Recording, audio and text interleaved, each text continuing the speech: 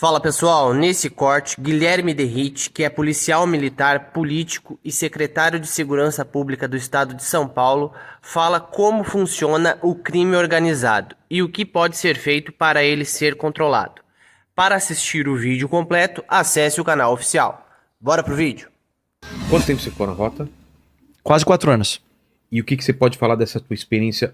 E depois eu quero saber como político, mas fala dessa tua experiência, o que você viu, o que você aprendeu e que agora está tentando resolver dentro do sistema.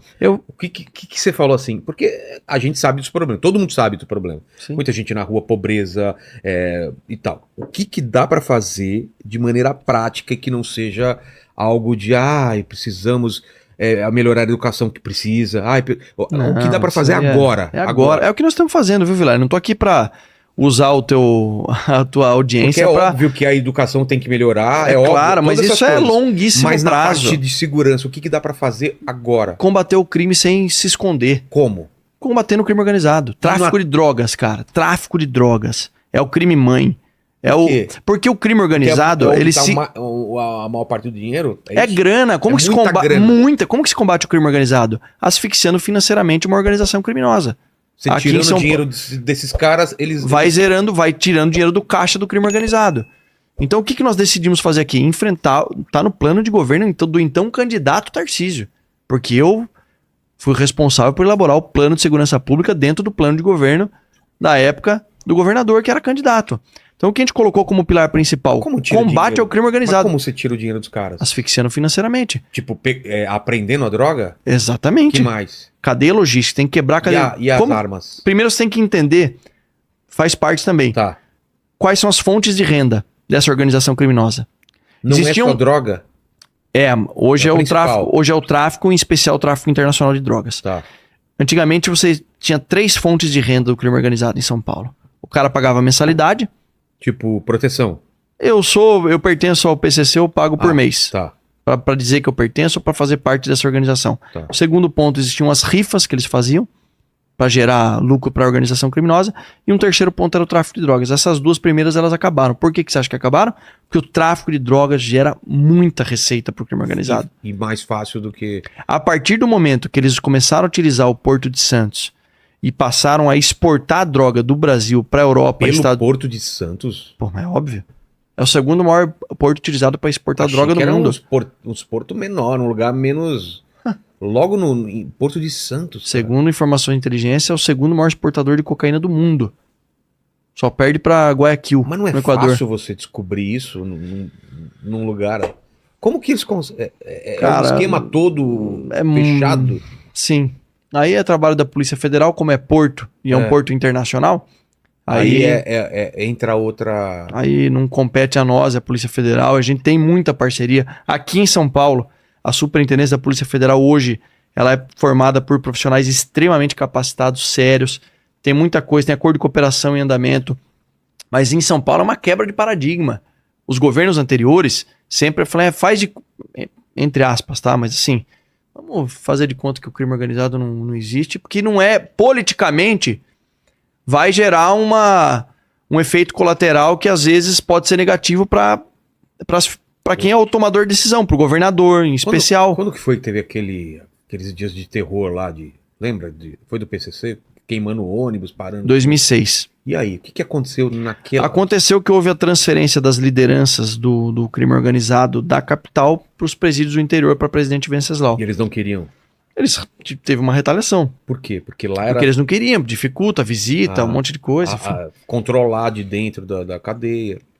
E ali foi uma decisão acertada à época. Só que aí não se sabe ao certo o que aconteceu. Teve uma CPI lá no Congresso, que alguns dizem que se houve ou se não houve acordo por parte da época do governo do Estado, enfim. Mas de lá para cá, foi se maquiando a existência do crime organizado. Teve um lapso temporal de combate ao crime organizado forte em São Paulo, quando o Dr. Ferreira Pinto foi o secretário de Segurança Pública. Eu sei muito bem disso, porque é a época que eu fui tenente na rota. Então a gente combatia o crime organizado. Só que esse combate ao crime organizado fez com que autoridades políticas da época falavam, vamos tirar um pouco o pé. E aí eles foram se fortalecendo economicamente. Porque o crime, lembra que eu falei? É uma atividade econômica. Está gerando lucro, em especial o tráfico de drogas e o tráfico internacional. Então os caras começaram a se fortalecer, romperam as barreiras do estado de São Paulo, foram para outros estados, romperam as barreiras do Brasil e foram para outros países. E hoje o PCC é uma das maiores organizações criminosas do mundo, porque foi negligenciada aqui em São Paulo a sua existência e o seu poder. PCC e Comando Vermelho. Comando Vermelho é Rio, e PCC o que é? São Paulo, né? As origens são essas, né? E aí? Eles têm uma certa similaridade. O Comando Vermelho é mais antigo, porque a origem deles foi na mescla de presos políticos com presos comuns. Então aqui em São Paulo, nós temos um dos sequestradores chilenos do Washington Oliveto, o Norambuena. Ele é considerado, acho que tem até alguns relatos que o próprio Marcola do PCC acabou falando que foi um dos mentores intelectuais deles. Os caras ainda romantizam mentor como se fossem intelectuais. Vai tomar banho, né? Mas enfim, eles... soltar um palavrão agora, pois quase, cara. Tem que me controlar aqui. Né? Às vezes banho. Seu filho... Parece tiras, né, da sessão da tarde. Seu filho da mãe... Vou chutar o seu traseiro. Seu idiota. Seu bastardo. O cara falando, motherfucker! A tradução é light. Seu babaca, né? Às vezes eu esqueço que eu... Tranquilo. Como deputado eu posso falar o que eu quiser, como secretário o pessoal pega mais no pé. Mas vamos lá. Tá, esse cara então... E aí a origem deles é exatamente do Comando Vermelho também. Eles misturaram presos políticos com presos comuns e aí eles começaram a entender se organizar como uma coisa que poderia crescer e se organizar. E foi o que aconteceu. Isso foi sendo negligenciado. E com o crime não se negocia. Não existe negociação com crime. Você deu a mão, que é o braço. Que deu o braço. Não tem. Crime se enfrenta.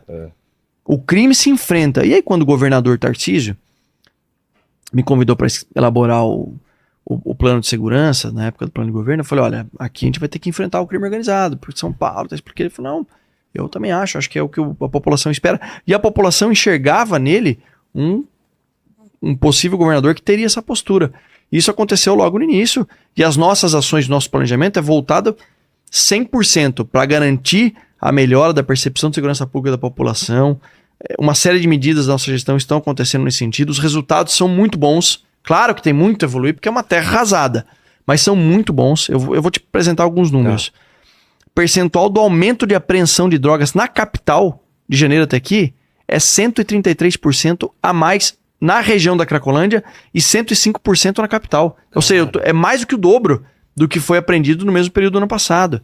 Número de prisões na região da Cracolândia é mais de 60% de aumento comparado ao mesmo período do ano passado. Então, no que nós estamos investindo? Nós estamos investindo em produtividade operacional. É policial indo pra cima, mão pra cabeça, prendendo o criminoso. Foram mais de 15 mil procurados capturados nesse período, recorde de captura de procurados. E houve um momento que foi um divisor de águas de como o governo do estado iria se portar diante do crime organizado, que foi esse caso do Guarujá que está acontecendo, a Operação